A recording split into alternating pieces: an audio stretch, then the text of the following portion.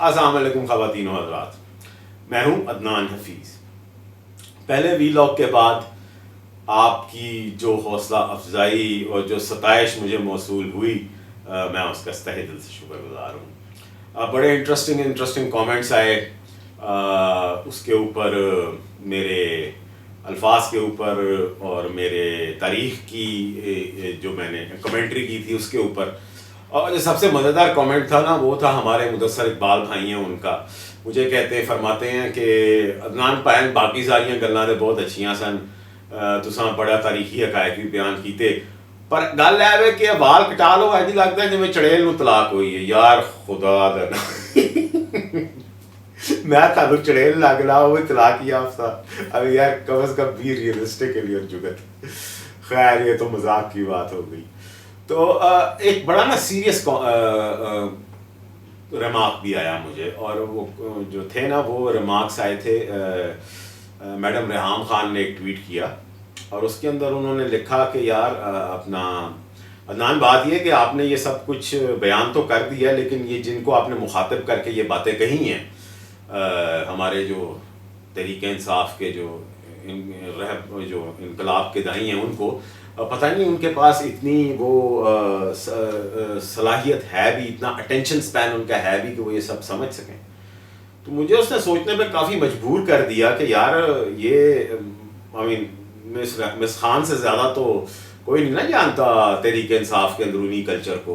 آخرکار وہ اس کی ان کے جو رہبر انقلاب ہیں ان کی اہلیہ محترمہ رہی ہوئی ہیں، اور انہوں نے بڑے قریب سے دیکھا ہے اس سارے کلچر کو، اس ساری تبدیلی کے میکینکس کو، جن کو انہوں نے اپنی کتاب کے اندر بڑی فصاحت و بلاغت سے بیان کیا ہوا ہے۔ تو اس تناظر میں پھر میں نے سوچا آج کا جو ویلاگ ہے نا، اس کو تھوڑا سا اور تاریخی تناظر میں اس کو تھوڑا وسیع کرتے ہیں۔ تو آج کی جو ہماری کہانی ہے نا، وہ شروع ہوتی ہے 20 اپریل 1945 سے۔ 20 اپریل 1945 سے جو ہے وہ Hitler, Adolf Hitler, the mighty Führer of the Third Reich of Nazi Party، اس کی سالگرہ تھی اس دن، 56ویں سالگرہ تھی، اور 10 دن بعد یہ ثابت ہوا کہ وہ اس کی آخری سالگرہ تھی۔ تو وہ اس کی آخری سالگرہ کیوں تھی اور ان 10 دنوں میں کیا ہوا، یہ بہت زیادہ جو ہے نا میرے لیے دلچسپی کا باعث ہے، کیونکہ ان 10 دنوں کے اندر آپ اگر ان 10 دنوں کا موازنہ آج عمران خان صاحب کی جو حالت ہے، جو وہ روز قوم سے خطاب کرنے پہنچ جاتے ہیں، ادھر پاکستان کا جھنڈا لگا کے، ادھر پی ٹی آئی کا جھنڈا لگا کے، تو یہ ان کی جو ذہنی حالت ہے نا، اس کو سمجھنے کے لیے ہٹلر کے وہ 10 دن بڑے سمجھنے ضروری ہیں۔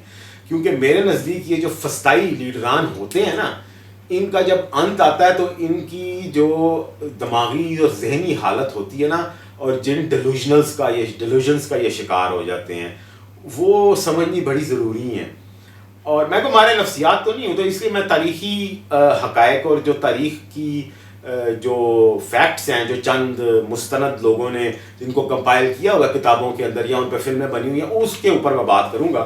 تو ہٹلر کی سالگرہ تھی اس دن، اور ہٹلر کی سالگرہ کا تحفہ جو سوویت یونین کی ریڈ آرمی کا جرنیل تھا، اگر میں اس کا نام صحیح لے رہا ہوں تو گریگری زوکوف، اس نے جناب پہلا ہٹلر کو جو پہلا تحفہ دیا نا اپنا اس کی سالگرہ کا، وہ تھرڈ جو اس کی رائش چانسلری تھی نا، جو ان کا ہیڈ کوارٹرز تھا، اس کے اوپر پیرا آرٹلری فائر مار کے دیا۔ تو اس طرف سے آپ کی الائڈ فورسز آ رہی تھی آئزن ہاور کی اس کی کمانڈ کے اندر، اور ادھر سے جو ہے ریڈ آرمی آ رہی تھی، اور ہٹلر کے گرد گھیرا تنگ ہو چکا تھا، بس ختم ہونے والی تھی کہانی۔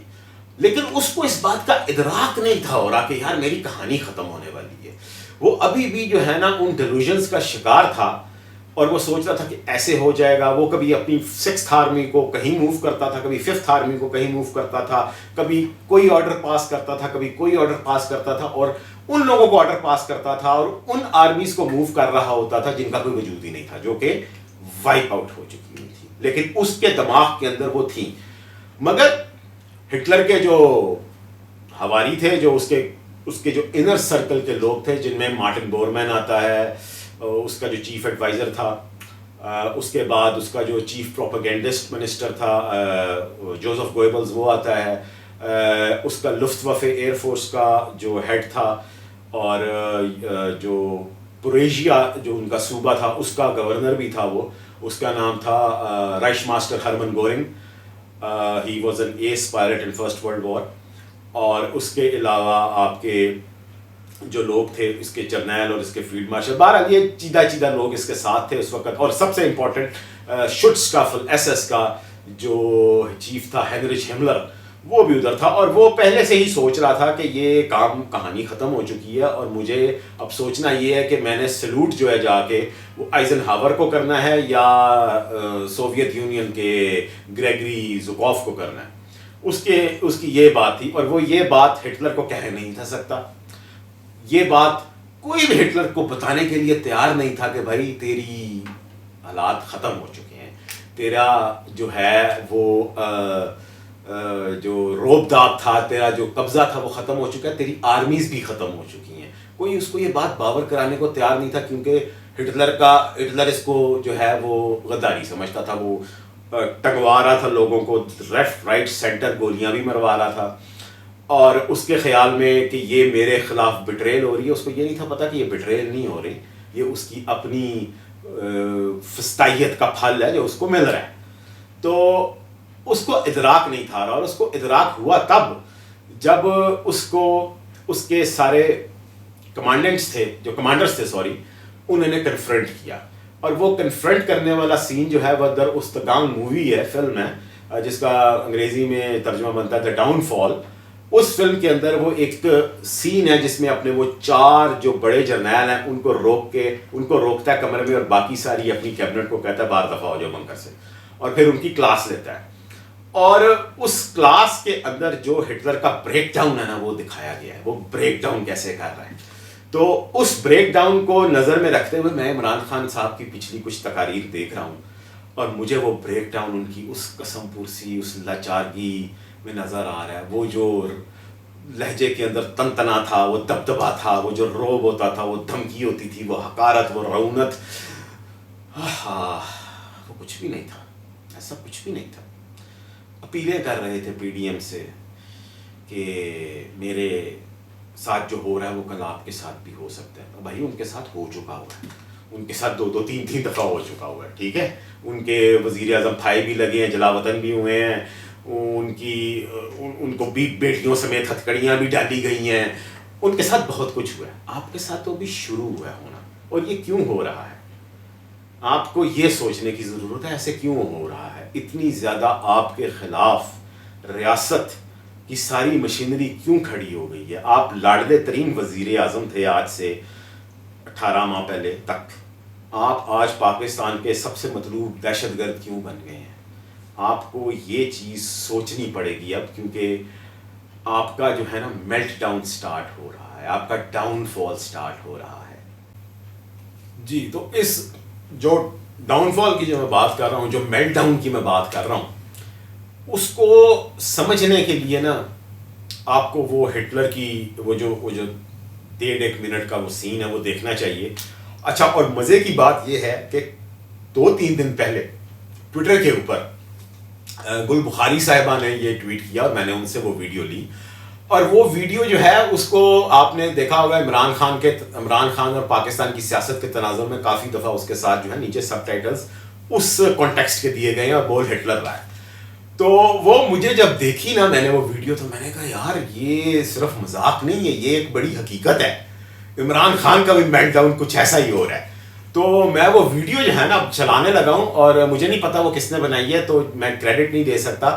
And I am very touchy about plagiarism. تو جس بھائی نے بھی وہ بنائی ہے نا میں اس کا شکریہ ادا کرنا چاہتا ہوں اور وہ میں آپ کے سامنے پیش کرنے لگا ہوں اس بھائی کی وساطت سے جس نے بھی وہ بنائی ہے.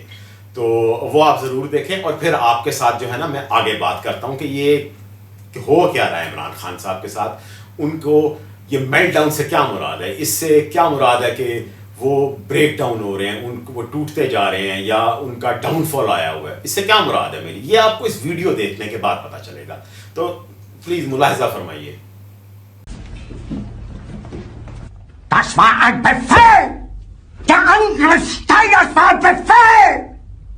Wer sind Sie, dass Sie es wagen, sich meinen Befehl zu widersetzen? Heute ist das also gekommen. Das Militär hat mich belogen. Jeder hat mich belogen, sogar die SS. Die gesamte Generalität ist nichts weiter als ein Haufen niederträchtiger, treuloser Feiglinge. Mein Führer, ich kann nicht zulassen, dass die Soldaten, die für Sie verbringen. Nicht als Feiglinge, verreiter Versager. Mein Führer, was Sie da sagen, ist ungeheuerlich. Die Generalität ist das Geschmeiß des deutschen Volkes. Sie ist ohne Ehre.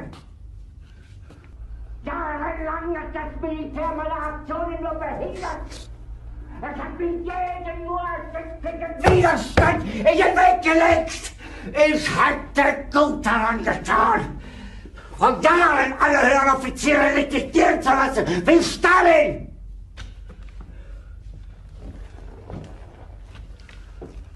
Ich war nie auf einer Akademie. Und doch habe ich allein auf mich gestellt, ganz Europa erobert. Von allem Anfang an bin ich so verraten und betrogen worden. Aber wenn Sie, meine Herren, glauben, dass ich deswegen Berlin verlasse, irren Sie sich gewaltig. Eher jage ich mir eine Kugel durch den Kopf.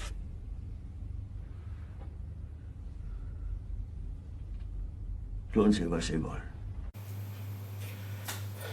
जी ख़वातीन व हज़रात, तो आपने ये clip देखा, आपने Hitler का meltdown देखा कि उसको जब उसके हवारियों ने कन्फ्रंट किया तो वो फिर कैसे पहले उसने कैसे आउटबस्ट हुआ, फिर उसका मेल्टडाउन स्टार्ट हुआ और फिर उसको हकीकत का अदराक हुआ। लेकिन इससे ज़्यादा अहम बात जो है वो ये है कि उसके नीचे जो सबटाइटल्स हैं ना, वो अगर आपने पढ़े हो तो वो इमरान खान की सियासत के तनाजुर में वो मुरतब किए गए हैं। और यही इमरान खान साहब की जो पिछले 1 साल की सियासत अगर देखें तो वो यही कुछ करते आए हैं। वो कभी मीर जाफ़र और मीर सादिक के इस्तिआरे इस्तेमाल करते हैं, कभी कहते हैं इनको इनके घरों से नहीं निकलने देना, डर्टी हैरी जैसे खिताब, और उसके अलावा उनके बच्चों की तस्वीर दिखा के इनको रिश्ते नहीं देने। तो इनके जो पीटीआई के जो कोऑर्डिनेटर हैं आदिल राजा साहब, उनकी तो लाइव ट्रांसमिशंस हैं मेरा ख्याल में पड़ी हुई सोशल मीडिया के ऊपर, जिसमें वो बता रहे हैं कि भाई ये गूगल लोकेशन है फ़लाँ जनरल की, ये गूगल लोकेशन है फ़लाँ जनरल की, यहाँ पर ऐसे अटैक करना है और वहाँ पर वैसे अटैक करना है। तो भाई ये तो सब कुछ डॉक्यूमेंटेड है। तो आपने ये सब कुछ ऑर्केस्ट्रेट किया, आपने ये सब कुछ स्टेज किया और उसके बाद आपने रियासत को ललकारा। आपने पाकिस्तान के जो मिलिट्री असासे हैं, आप उनके लिए एक थ्रेट बन चुके हैं। आपके जो कारकुनान हैं उन्होंने मियाँ वाली एयर बेस पे जब अटैक किया तो एक अंदाजे के मुताबिक उधर 80 लड़ाका तैयारा खड़े हुए थे और उनके अंदर एवॉक्स तैयारे भी थे, जो हमारी नेशनल सिक्योरिटी की इंतहाई इम्पॉर्टेंट इक्विपमेंट है, जो कि आपकी मेरा ख्याल में नेवल रिकॉनेसेंस के लिए इस्तेमाल होते हैं। अगर वो जल जाते, जहाँ पर आप पेट्रोल बम फेंक रहे थे, अगर वो जल जाते तो भाई वो नुकसान पूरा कौन करता? हमारी नेशनल सिक्योरिटी के जो उससे मसाइल पहुँचते हैं वो कौन पूरा करता? आप हमें पिछले 7 साल से लेक्चर ये दे रहे थे कि पाकिस्तान की जो फ़ौज है वो इस मुल्क की सलामती की ज़ामिन है। आप उस ज़ामिन के ऊपर ही चढ़ दौड़े। आपको उनके वो एहसानात भी याद ना रहे जो उन्होंने आपके ऊपर पिछले 10 साल के अंदर किए। आपको सिर्फ इसलिए बुलाया गया कि आके आप अपनी करप्शन का इजहार दें। चले आपने करप्शन नहीं की होगी, मैं नहीं कहता आपने करप्शन की है। एक चीज़ आपके बारे में उठी है, जब आप पाकिस्तान का सबसे बड़ा ओहदा, बड़ा पब्लिक ऑफिस होल्ड करते थे और आपको बुलाया नैब ने कि आइए आके इसका ज़रा हमें हिसाब किताब दे दीजिए, और आपने पाकिस्तान को इसके ऊपर जलाना समझा क्योंकि आप रेड लाइन हैं। यार आप रियासत से बड़ी रेड लाइन हैं। आप अपने आप को समझते क्या हैं? आप अपने आप को समझते हैं मैं नागुज़ीर हूँ, क्योंकि आपके हवारी और आपके जो वोटर हैं वो यही समझते हैं कि आप नागुज़ीर हैं। यार आप कब्रिस्तानों में जाएं और जाके देखें, डैरियस से लेकर सिकंदर तक और सिकंदर से लेकर शहंशाह अकबर तक और अकबर से लेकर ऑटोमन एम्पायर तक कब्रिस्तान भरे पड़े हैं नागुज़ीरों से। आप नागुज़ीर नहीं हैं। ना नवाज शरीफ नागुज़ीर है, ना आसिम मुनीर नागुज़ीर है, ना बाजवा नागुज़ीर है, ना मुशर्रफ नागुज़ीर है, ना अयूब नागुज़ीर था, ना याहिया नागुज़ीर था। कोई नागुज़ीर नहीं होता। ٹھیک ہے. اس ملک کا بانی, اس ملک کے بابا قوم جناح صاحب 1948 میں 1.5 سال بعد اللہ کو پیارے ہو گئے. 1.5 سال بعد نہیں, 1 سال بعد سر. اور یہ ملک 70 سال بعد بھی قائم ہے. اس وقت بھی آپ جیسے کچھ لوگ ہوں گے شاید کہتے ہوں گے ساڈا کی بنے گا.